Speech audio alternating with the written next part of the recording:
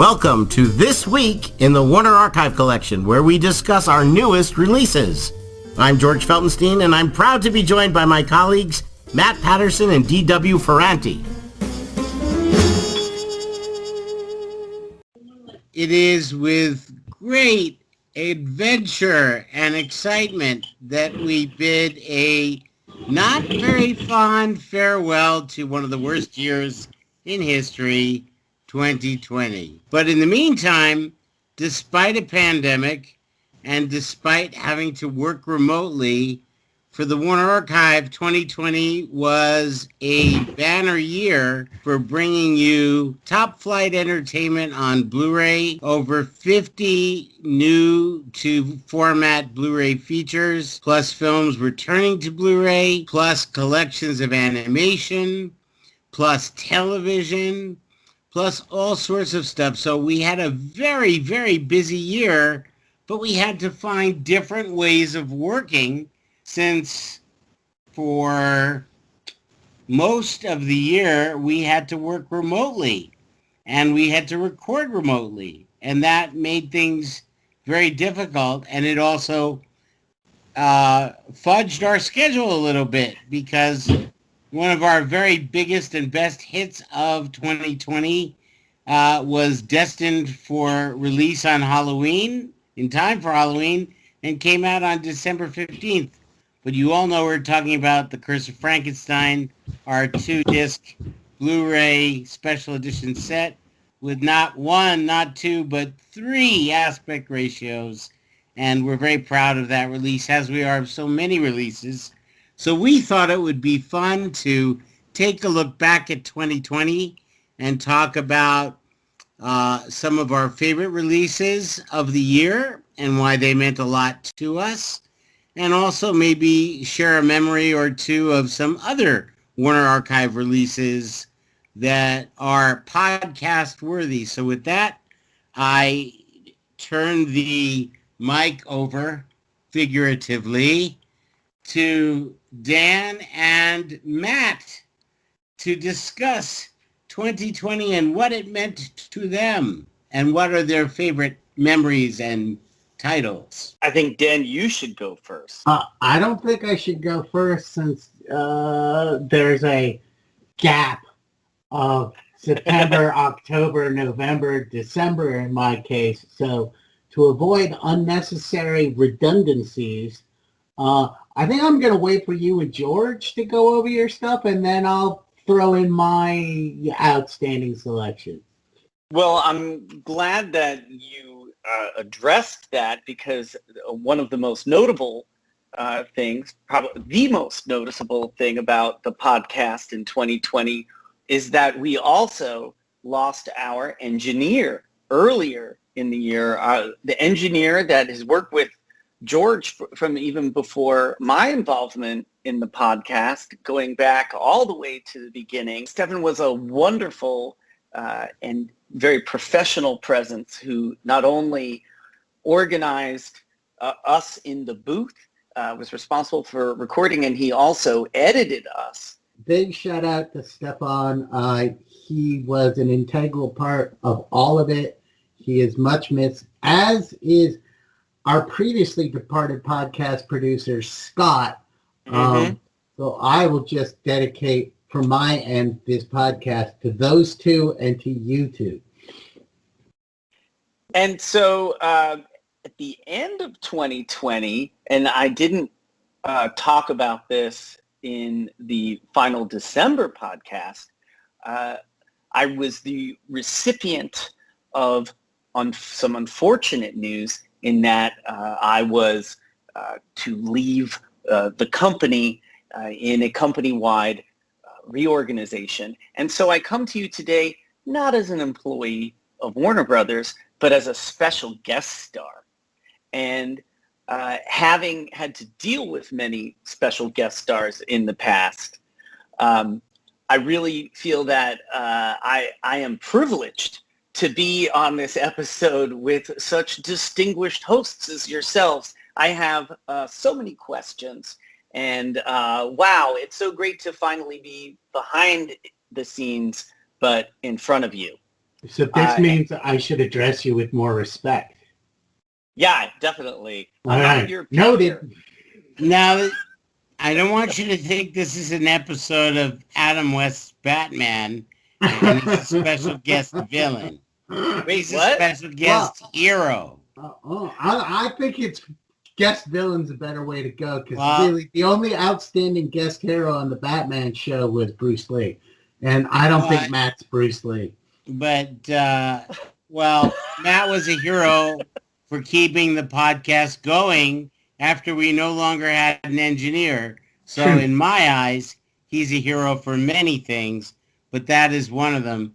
And the reason why the three of us are today gathered together is because we love what we do at the Warner Archive Collection. Yes. And 2020 was an unprecedented year for achievements that were achieved despite a pandemic, despite horrific changes in our schedule and ways of working that we never could have anticipated.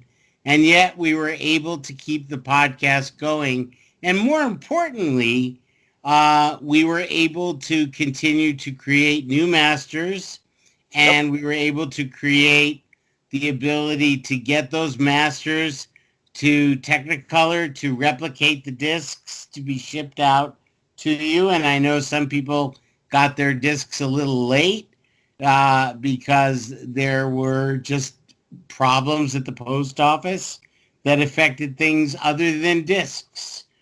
But we have a lot to be proud of, and we wanted to talk a little bit about some of our favorite releases for the year. So I tip my hat to you guys to share your particular favorites. All right, well, it is tough. I really had to sit down for quite some time because the assignment that the current producers of the podcast gave me were to pick two favorite releases of 2020 and one of all time. And as you guys know, picking your favorite child from almost creeping up on 4,000 different releases over 12 years is tough. But I think I did well because I just started staring at covers, and I was like, what is emotionally resonating with me the most?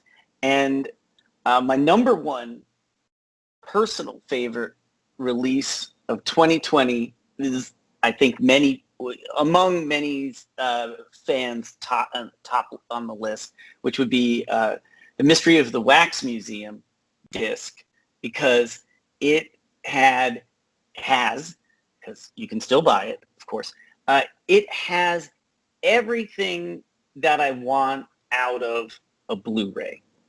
And what do I want out of a Blu-ray? Number one, I want to see something that I've never seen, or if I've seen it, see it in a way that I've never seen it before.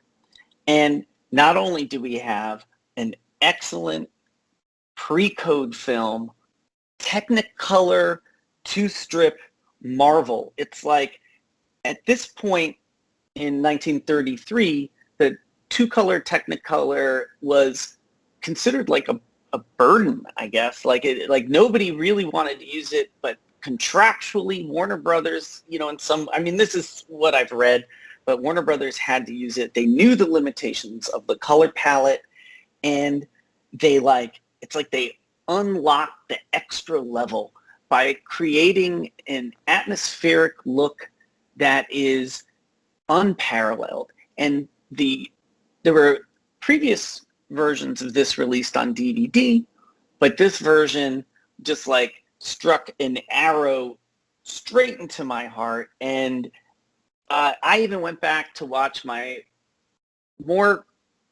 I thought was my favorite version was the classic Vincent Price version. And I'm like, and this sounds crazy, but at least me right now, I love this version more and it just revelatory. Everything about it, everything that we've talked about before about putting it together, the sort of whole rediscovery and the whole presentation, everything about it is what I would want and more from a Blu-ray release. And the fact that we've had multiple Blu-ray releases like this year made that hard. And my number two would be, and it's because I'm a sucker for Mitchum. I mean, we had two Mitchums, two amazing Mitchums, but I picked Blood on the Moon because it's, again, everything I'd want out of a noir film, but delivered in an RKO cowboy package. And I had never seen that film before. And, I had that emotional response to it like I had discovered gold. Those are my two. Yeah. I do want to interject, since you were talking about Mystery of the Wax Museum, that we owe a great deal of thanks to the people at the UCLA Film and Television Archive, as well as the Film Foundation and the George Lucas Family Foundation, who collaborated with Warner Brothers Entertainment in order to bring Mystery of the Wax Museum from its wretched state of beat-up, awful, terrible, and it was meticulously restored. Restoration was overseen by Scott McQueen and at UCLA, and he was working from our studio print, which is deposited at UCLA, as well as a French print. And we also had extras on the disc. And it's still a really, really great seller. And everybody who loved Mystery of the Wax Museum was saying, where's Dr. X? Because the same cast and director made a two-color Technicolor film the year before that was so successful that it led to Mystery of the Wax Museum. And Dr. X is nearing completion. So I can't wait. That's something that, because the UCLA people have shared the fact that they and the Film Foundation have collaborated on that restoration with us as well. We want to let you know that it is definitely happening, and we're very excited about that. So Matt has named his two. Dan, what are your two? Yeah, George, as I said earlier, I'm going to ask you to go because when we got this assignment, I started preparing a list, especially paying attention to everything that I had neglected. And then I was like, oh, you know what? I'm going to hold off because I have a feeling some of the things that I might choose are going to already have been chosen. And already, looking at the list I made last night, my first was Blood on the Moon, and the second was Mystery of the Wax Museum. So I'm just going to let you go, George, and then I'll fill in when you're done.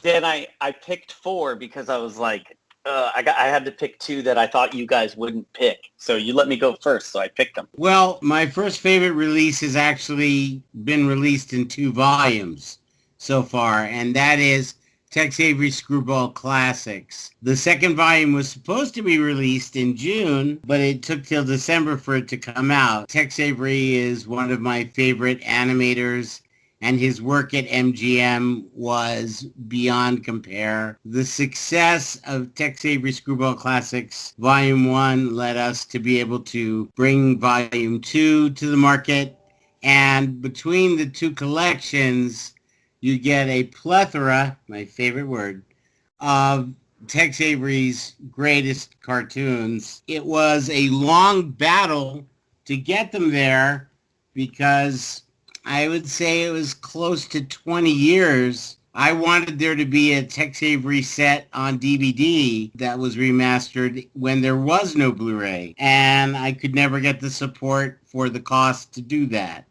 So the fact that we were able to do this and have the results be so rewarding is particularly fantastic. And all you have to do is go to the Warner Archive YouTube channel and look at how many hundreds of thousands of people have looked at the clip of Red Hot Riding Hood to know that new generations are being introduced to these animated marvels from the 40s and 50s. And that is the most rewarding thing of all. I want to know that these films, motion pictures that happen to be animated and animated brilliantly and written brilliantly, I want people to know, if they're not from France, I want them to know who Tex Avery is.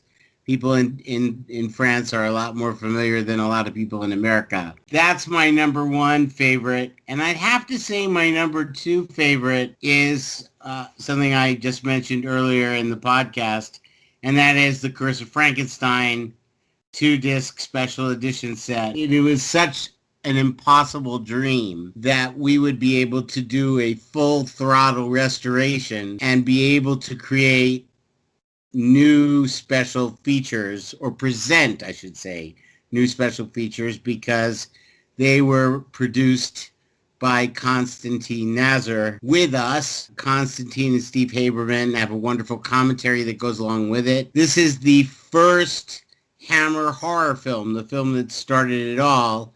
And the original negative was so incredibly faded that we had to basically rebuild the film from separations. And that is something that, if you were to do it photochemically, wouldn't look so great. But now with digital technology, the results can be magnificent. And there had been a prior disc released on Blu-ray in the UK that wasn't particularly well received, and we're also incredibly grateful for the response. And I'm hoping that this will lead to our ability to bring more of the same in the future. But in the meantime, those would be my two picks. And that's sort of cheating because Tex Avery's actually 2 discs. It counts. And, you know, George, it's funny because I forgot that the first volume came out in 2020. But what a fantastic year for Tex. I mean, just amazing. And as you said, the response that Tex Avery has from the fans is just outstanding. And of course, Curse of Frankenstein is like just a premium, such a premium disc, such like a culmination of everything that we've been working towards here, that it's an essential disc for any disc collector. You know, if you haven't picked it up, pick that up, because it's incredible. And we did it in such a way that we could keep the complaints, because there's a lot of people out there that like to complain about things, to either a minimum or eliminate them completely. I hope we did that. I have only seen positive comments. Yeah. By using the 3 aspect ratios, no matter how you want to watch it, you get your opportunity. Unless you want to watch it in movie tone aspect ratio. But then that would be a little bit cross purposes. But nonetheless, those are my 2 favorites from this year. Looking forward to talking about an old favorite when we get to the later part of the podcast. Do you have any favorites for this year, Dan? So, yes, and once again, it was a good thing I waited, because Tex Avery and Curse of Frankenstein were not 3 and 4, but 4 and 5. So I'm going to go personal with my choice number 1, Legion of Superheroes, the complete series on Blu-ray, because A, the Legion was a personal favorite comic of mine as a child, and B, it gave us a chance to get in the studio and talk to 2 of our favorite Warner Brothers animation employees, as well as some great voice talent. But really, the Warner Brothers animation guys like Brandon and Tucker have been so helpful and so accessible, and you know, because they're fans too. And it is funny, like when they were showing up, and this was right before we were all sent home. It was before the pandemic really hit. It was like one of the last things we all did as a group.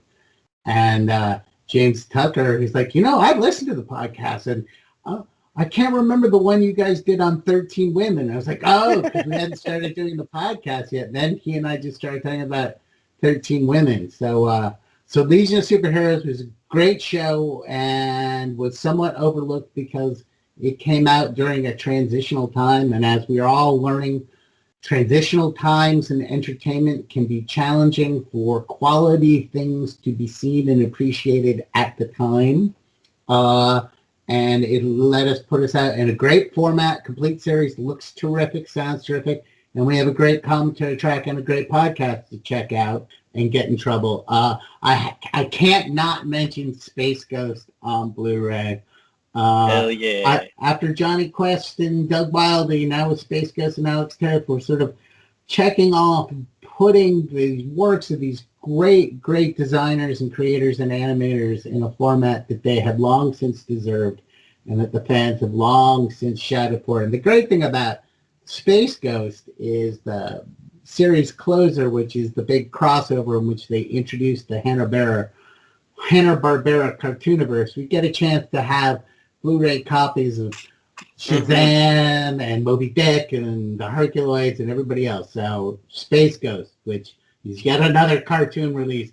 So I'm going to just quickly also throw in that it's great that It Happened on Fifth Avenue is out on Blu-ray. It's a great sleeper of a Christmas seasonal film, which I think someone on this podcast was somewhat instrumental in returning to public awareness, but I'm not going to name names because they're humble. It's great to see the great reception that It Happened on Fifth Avenue has received on Blu-ray. Dan, I'd like, because maybe you didn't listen to the podcast on that film, but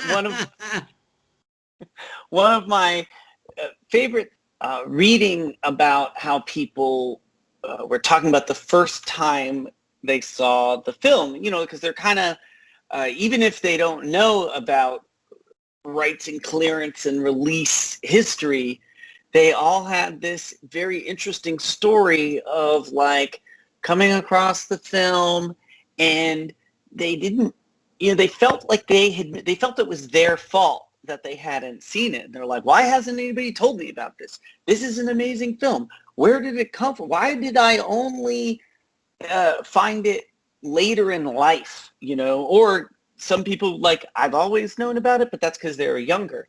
And, kind of being a little bit on the other side of that release, it was almost satisfying to see, how much we can affect people and their love of movies without them even knowing what we did, or what we do.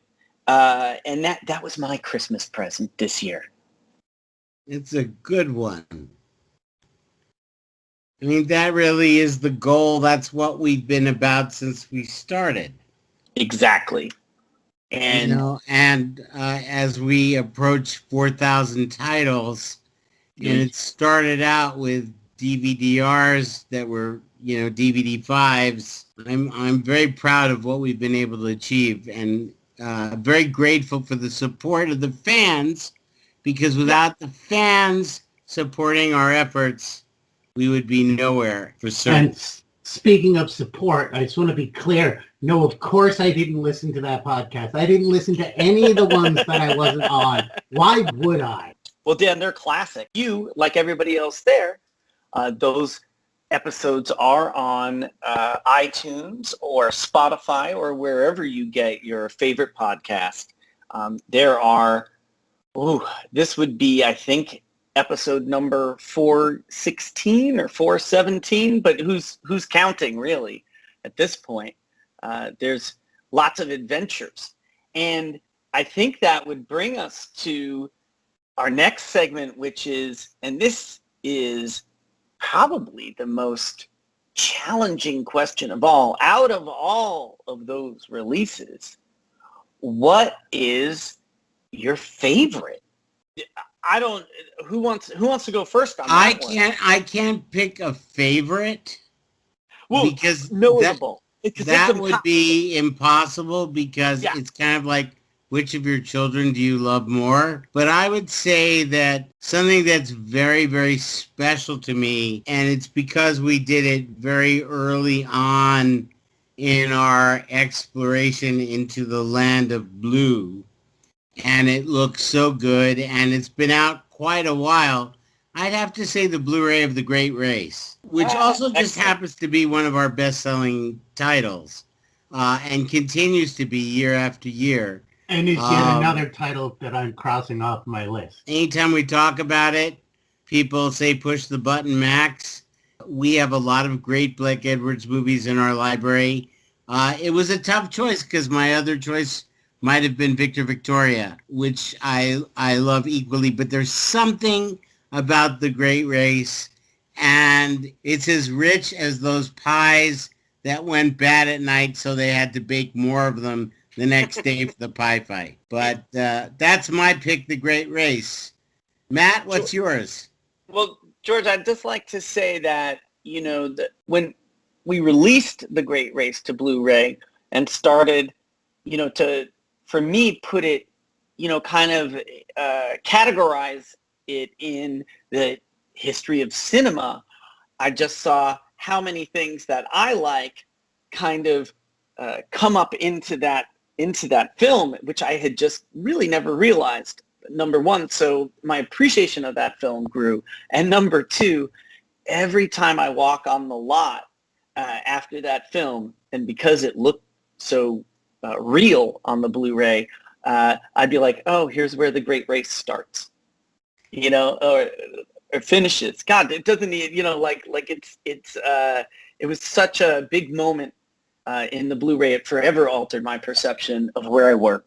So my all-time selection was the first thing that popped in my mind because I felt that was fairest. One Eskimo? George, if somebody had said that, I was just joking. None of you know about One Eskimo, but it's our worst selling title. But it's so memorable, right? And to me, this was like, what release did we have that affected me personally, right? Not for everybody else, because this was very personal, kind of end to end.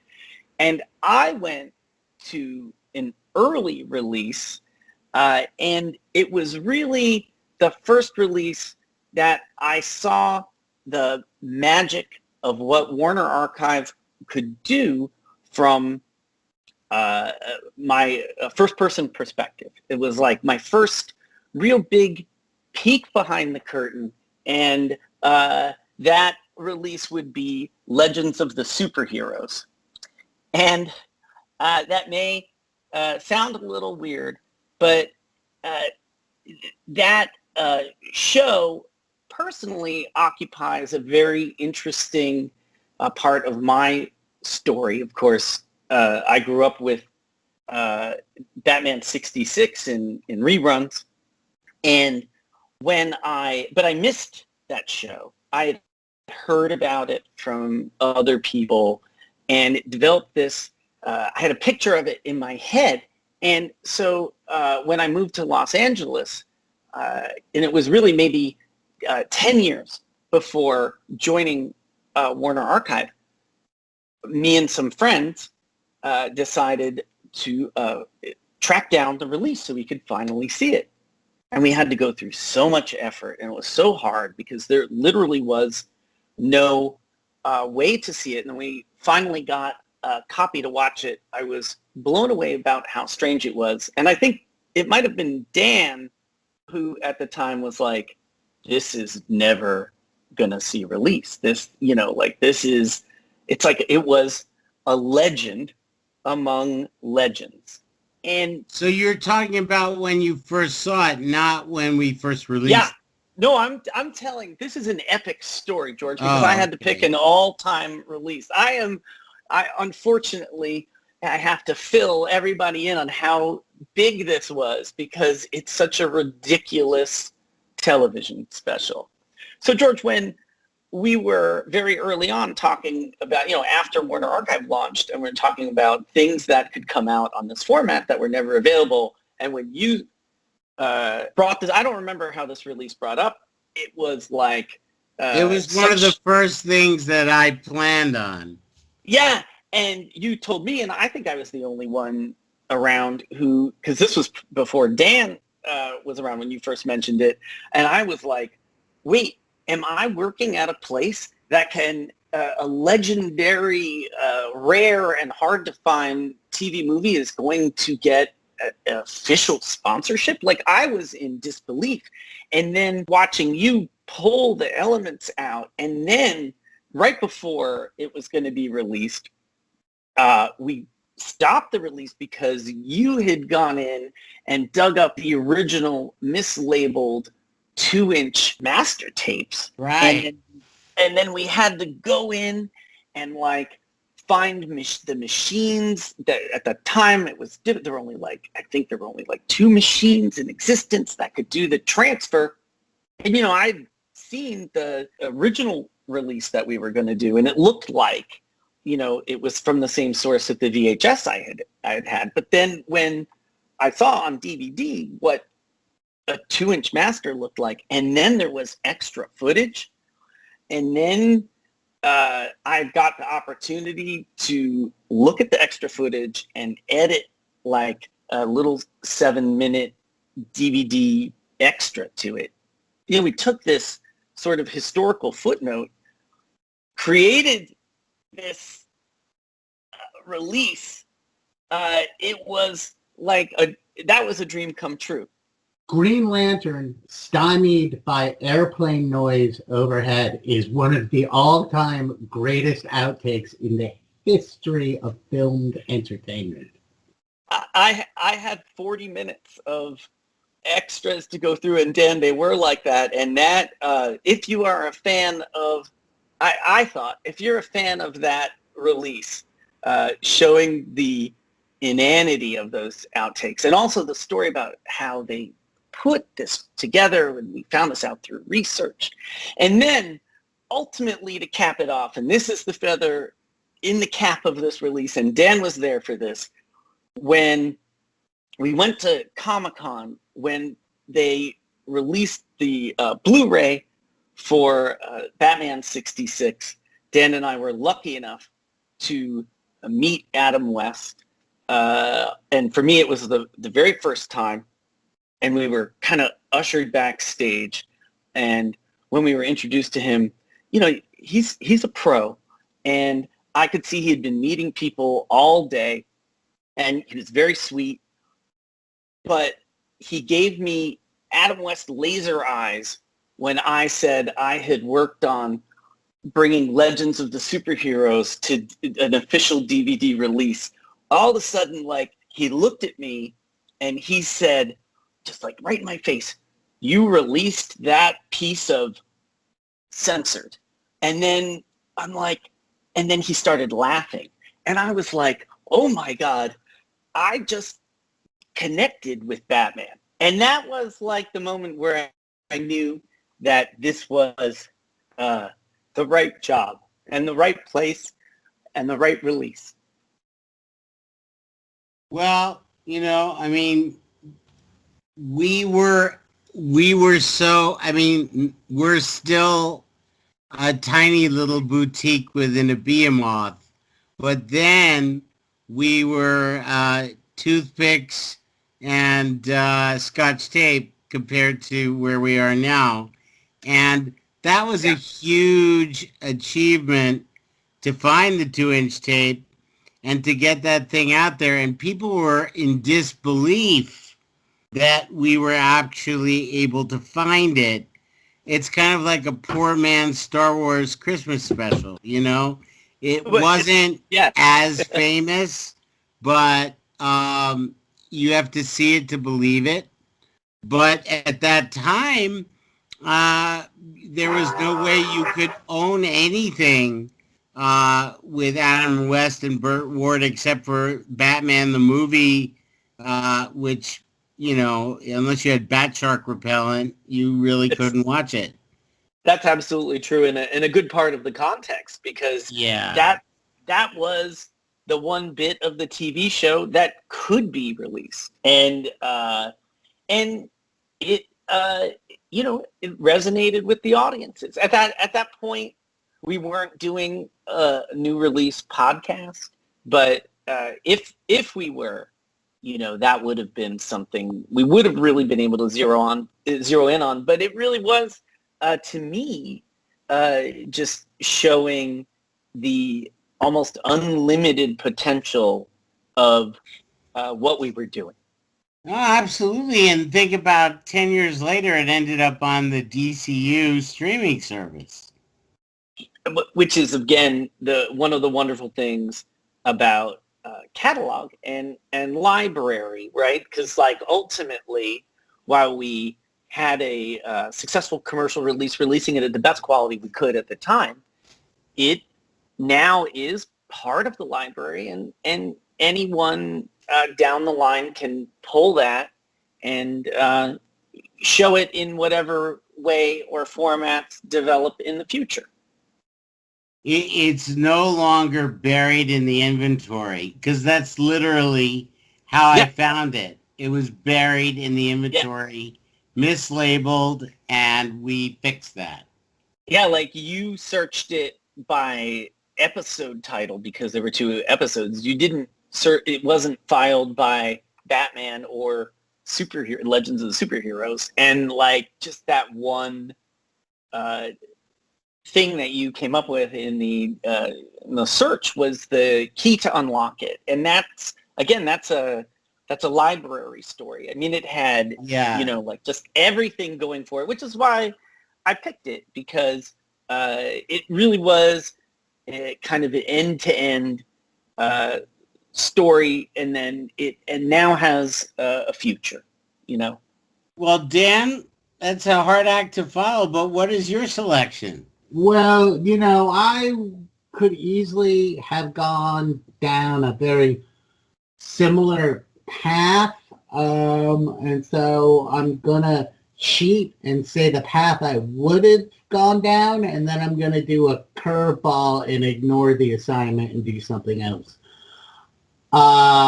So similar to Legends of the Superheroes, one of the first things I ever discussed with George upon starting work knew you were going to do this. I knew it. Was a one-hit wonder known as Search and its pilot telefilm Probe.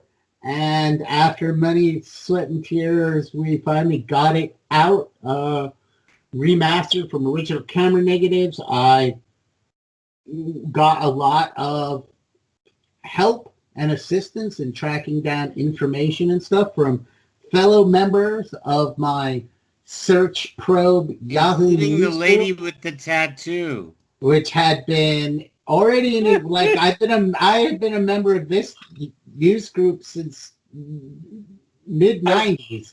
So before GeoCities. Yeah, so just a special shout out to Jim and Anthony and other members of the group for their friendship and fellow fandom throughout the years. And yes, we got Search done, and then there's so much more since then. But what I'm actually going to talk about is one of the things over the archive that I'm most proud of is being able to play a role in moving the spotlight in the catalog from the less obvious people who quite deserve it. And it's been a great honor and privilege to promote the extraordinary works and talents of people like Betty Davis and Humphrey Bogart and other great, James Cagney, all the great Warner Brothers stars.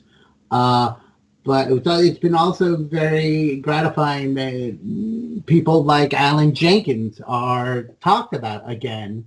But I'm not going to shine the spotlight on Alan because I've done that plenty. But there was someone, and George will recall this, that I was a big fan of and really tried promoting way before we had the podcast, back when we were doing that digital online catalog. But I mean, he is known to film buffs and people, but he still doesn't have the acclaim he should. And I just wanted to say that it's been a particular pleasure to help put out a number of releases, including the very recent Young Man with a Horn on Blu-ray that co-star the great actor Juano Hernandez. Hear, hear.